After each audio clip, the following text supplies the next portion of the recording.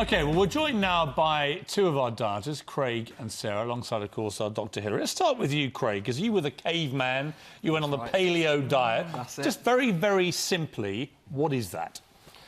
So basically, it's the caveman diet. So it's eating as if you were a caveman around that time. So they call it the hunter-gatherer diet as well. So, you know, just what you'd find out and about. So you can imagine woolly mammoths. Give me a typical day.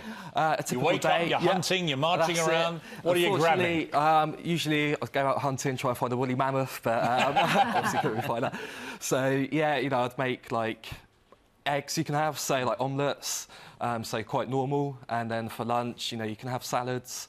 So, and then dinner would be like meat with vegetables. What can't you have as a caveman? So like grains, bread, anything since like the agricultural revolution, really, that we've started more man-making, more man-producing. This is an interesting diet, but it's got a very strong principle behind it, hasn't it? It's very much what our ancestors would enjoy 10,000 years ago. So it would be no dairy, it would be no grain, it would be no beans, lentils, peas, no processed foods, no refined sugar. Why no dairy? I mean, there'd be milk available, wouldn't there, from sheep? No, cows, not in paleo. No animals like that? No, not in paleo. You wouldn't Nothing like that existed? No, you'd be eating meat, anything you can hunt, anything you can fish for. No animals then secreted any form of milk?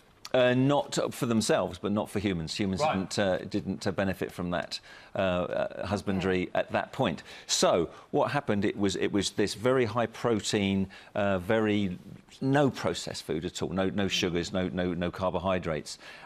So pretty restrictive, very high in protein. And Craig, I can tell you, everyone's different. I have to say, everyone's different. So not everyone would respond as Craig did to this diet. But what we start with was Craig being overweight at 18 stone and 10 pounds, had a low level of fitness and high cholesterol levels. But because he's young and male, his metabolism would be quite fast. We'd expect him to make healthy changes on any kind of diet. So after just 4 weeks on the Stone Age paleo diet, his cholesterol is down, although there's still room for improvement, and he lost 5.5 kilos. Which is how much in total? Money? It's about 13 pounds, 14 pounds. Nearly a stone. Nearly a stone. But if we look at his body composition, this is really interesting. Craig's fat mass is down 5.1 kilos, which is 11 pounds of fat. That's good, but he lost a little bit of total lean mass, not really significant. So a little bit of muscle he lost. What is concerning was there were ketones in his urine, and that's a sign of starvation of the body. His body is burning down fat because it has to, because it doesn't have any carbohydrate to burn, and his body's in starvation mode. If you look at the moods, the effect on his moods, the bar on the left is the dark blue bar on the left is where his moods start in each of those weeks. And you can see that the kind of moods he went through deteriorated. He had fatigue. Craig, let me ask you, did you feel better or worse after 4 weeks on this?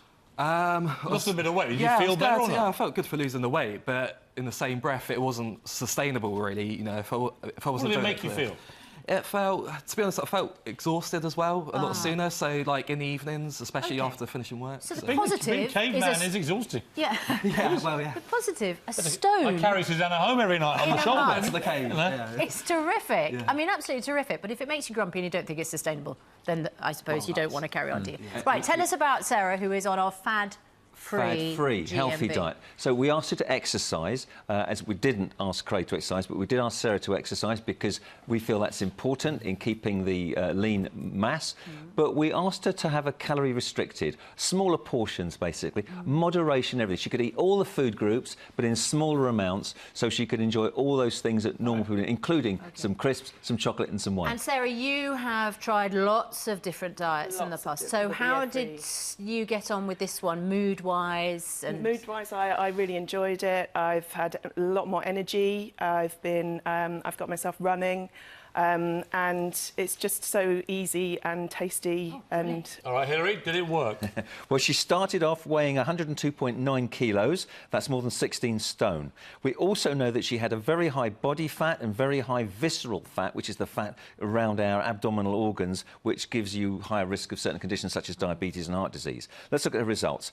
After the diet, she'd lost 2.2 kilos of weight, But her body composition is very interesting. She lost 3.9 kilos of body fat, that's more than 8 pounds, more than half a stone. And Sarah's the only one of the 3 participants to have a clear increase in her total lean mass from the exercise, fluid and muscle. Okay. So an increase of 1.7 kilos there.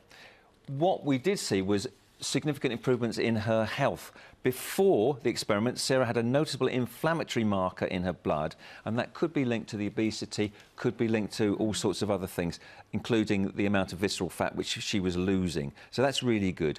She was losing some of the harmful fat, but her mood was really interesting.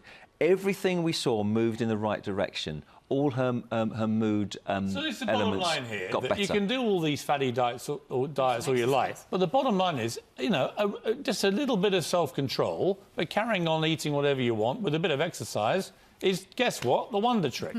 Well, you know, Sarah has been on fatty diets before, and she felt this was the best one for her ever.